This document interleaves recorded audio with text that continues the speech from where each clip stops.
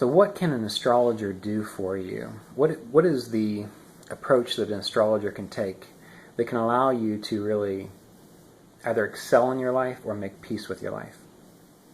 In my mind, prediction isn't the ultimate value of astrology, because usually what's going to happen is going to happen if you're not doing anything about it, if you're not making any kinds of changes. So what difference does it make if you know that you're going to die of cancer in 20 years, or what difference does it make if you're going to meet that special someone in 3 months? Because it's going to happen anyway, and your fear and dwelling on the fact that you're going to die of cancer in 30 years, whatever it might be, is not worth it. Live your life. You've got 30 years in between now and then, so figure out a way to enjoy what you've got now, because you're not there yet. You're not dead. Same thing with relationships. What value of knowing that you're going to be in a relationship in 3 months from now, if that's all you're doing is thinking about the relationship and you're not focusing on your work, the people around you, your own personal, your inner work. So what we have to remember is predictions are great. They can really help you plan things. That's my sense. They help you plan things.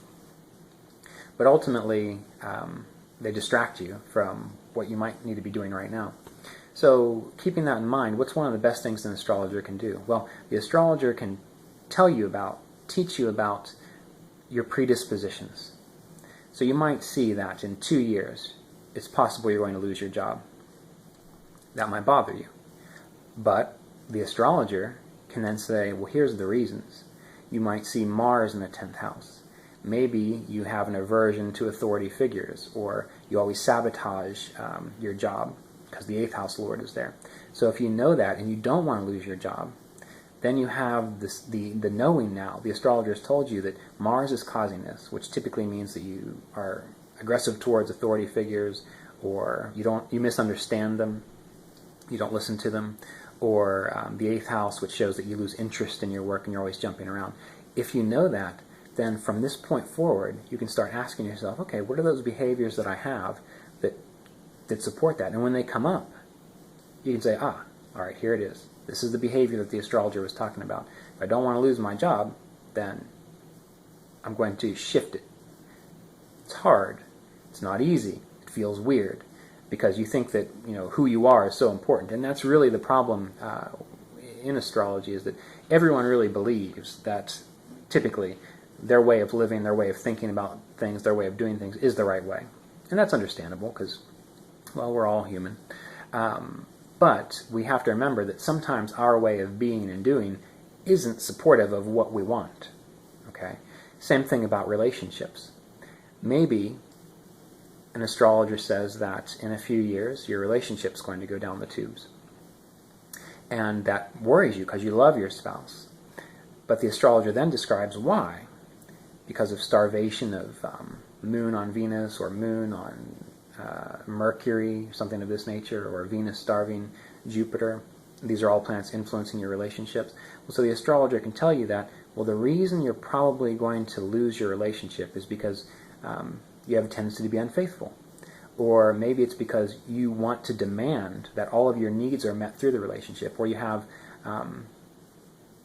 not accurate expectations about what does it mean to be in a committed long-term relationship. Now, if you say that to someone, you just say, "Oh no, I know what it is. This is just fate." But if we can stop for a moment and pull back and think to ourselves, maybe that's true. Okay, maybe that's true.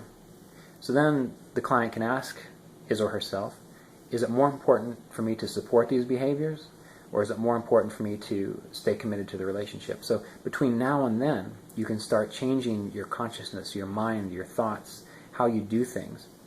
Even though it feels strange, because you are the way you are because of habits of countless lifetimes. So you usually feel like you're right and the other person's wrong.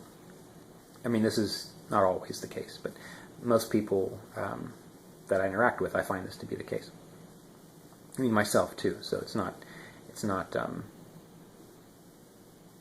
like it's abnormal. But the point being is that a good astrologer can give you the potential of your chart to show you where you might make mistakes. And you might have to admit, okay, that's true, I do have this weakness. They can show you where you have your strengths, which you can focus on. But the point being is that if you want your life to go in a certain direction, an astrologer can be of utmost assistance. especially if you are open to hearing about what you might need to do to change. Now, not all astrologers are good counselors, and not all astrologers are good coaches, which means they might just say something and leave it at that. Some astrologers can work with you, can say, okay, let's stay in touch, let's see how you're working through things. You can tell me what's going on, and I will mention how this might be interacting with your planets and how you might need to continue changing your thoughts a little bit or changing your actions, even if you don't like it. Because ultimately it's going to get you to that point that you want to be. And this is one of the reasons why Saturn is a planet of greatness. Because Saturn doesn't do things for rewards. Saturn does them because he sees the value and he knows they need to be done. So a person who's extremely successful in their life, has a good Saturn, they don't say, I'm only going to do this if it feels good, and I'm only going to do this if it supports who I think I am. A person with a good Saturn says, I realize I might be wrong. A person with a good Saturn says, I realize this is going to take work and I'm not going to like it, but it's going to get me to where I want to be. So one of the first things that we can start doing is making peace with Saturn and understanding that. For example, Saturn is very prominent within my chart. You've heard me mention that before. And it's very prominent on my moon. And so in my life I've been prone to depression. And I remember one time interacting with my Kriya Yoga teacher. He was talking about people not asking him, what do I need to do to be more self-realized? So being the brown-noser that I was trying to be at the time, early 20s, I said, well, what do I need to do to be more self-realized? And he just kind of looked at me in a minute, and he said, you're self-realized enough. He waved me away. And he said, what you need to do is you need to find a reason to get out of bed in the morning that you enjoy. Because Saturn does that. He makes you think, oh man, I got to get out of bed again, and I got to work again. That's what Saturn does. And I found that to be extremely true. And I noticed that when it comes to depression and when it comes to feeling invigorated, I am the most happy when I make myself work.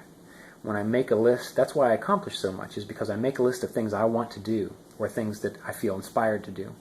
And I check them off and I focus on them. I get up in the morning, I start working on them. I don't have time to be depressed because there's too much going on. There's too much other things to focus on. And so for someone with depression, you might need to tell them something like that. And they might say, oh, well, what's the point? Because Saturn does that. But in time, if they keep trying, if they keep doing it, eventually they'll start to feel and they'll see that, I don't have time to think about these problems because I'm focused on accomplishing things. And then depression falls away. So there are multiple issues that anyone can experience, whether it's finances, love, wealth, career. Finances is a good one. Well, how can I retire well? How can I retire early? Simple answer. Live below your means. Stop going out to eat. Put yourself on a budget.